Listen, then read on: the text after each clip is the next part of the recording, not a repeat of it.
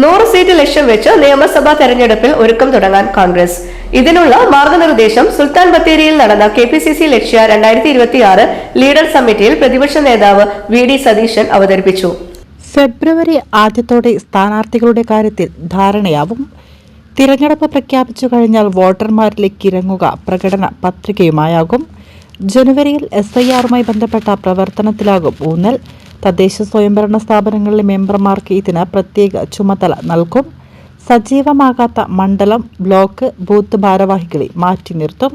മാർഗരേഖ പുറത്തിറക്കുന്നതിന് മുന്നോടിയായി നേതാക്കളെ ഉത്തര, മധ്യ, ദക്ഷിണ മേഖല തിരിച്ച് ചർച്ച നടത്തി.